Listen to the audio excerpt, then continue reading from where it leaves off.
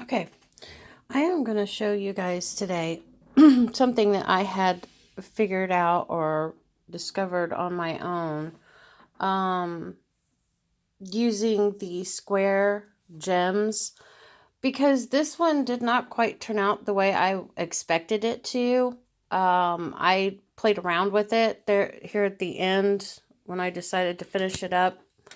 Um, this picture actually is quite beautiful, but you can see this wolf, you can see this wolf, but this one here is very extremely pixelated.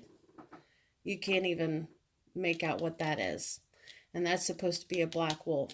And so I did contact Wish, told Wish I was very unhappy that it did not turn out the way it should, that I was only offered one size.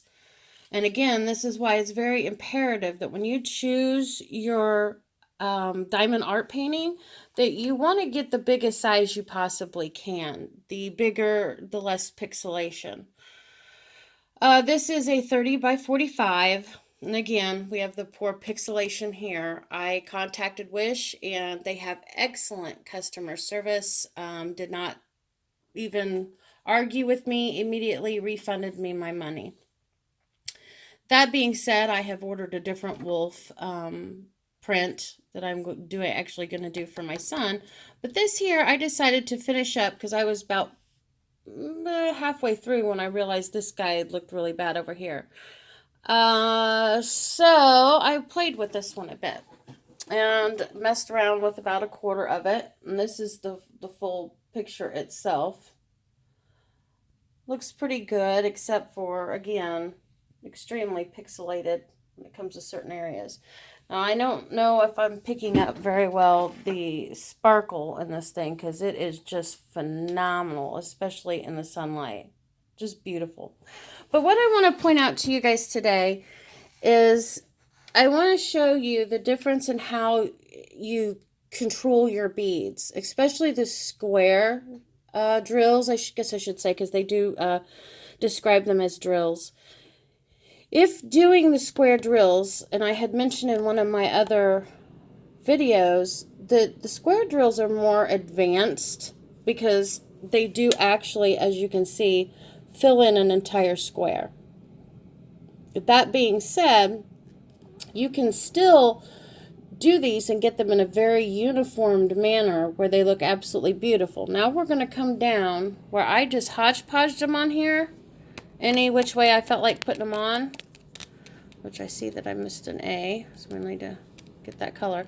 But look at how just discombobulated all of this is. It's just a mess. It didn't line up over here.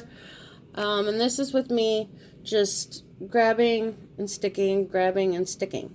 I'm going to show you the key to be able to successfully line these up well.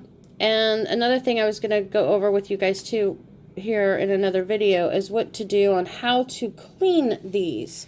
I found a really good way to clean these and make them look very shiny and nice without, getting them wet. Because if you do decide to do the canvas on wood frame instead of an actual picture frame, then you're going to need to dust these periodically. That being said, I will show you in another video how to do that. But today we're going to discuss how to get these to lay on there correctly.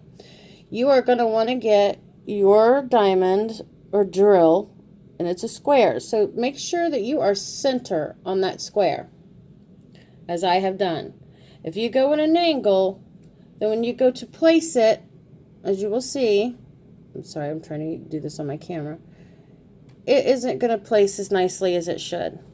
It's kind of angled, it's off the square, etc., etc. And that's because you've got to take into account the metal that is on your tip, which can also leave spacing. And if we look down here, you'll see spaces. Like right there's a space. Because when I went to lay that stone down, I was at more of an angle, and the metal tip got in the way when it came to placing.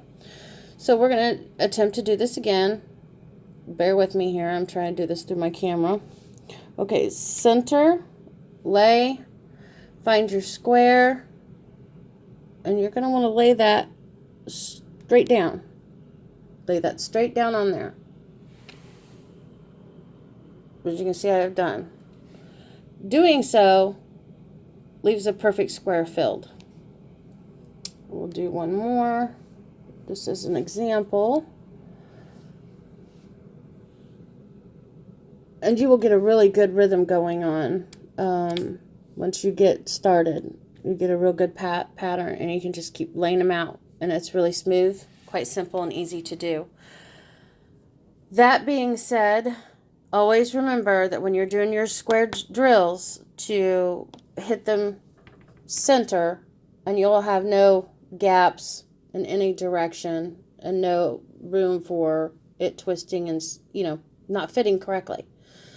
The wax, clay, whichever they want to call it. This piece here, this tiny little piece, as you can see, it's very tiny, has gone through 3 diamond prints. It is not necessary to order more of these because all you have to do is just fold them over and smash them down. They keep their stickiness, and you just continue to keep reusing it. That's what I have done, and it still stays pretty sticky. You're going to get some of the clay, wax, whatever they want to call it, build up as we'd seen in an area on here. I can't remember where it was at that we had lost it. But you will see oh, here's some right here.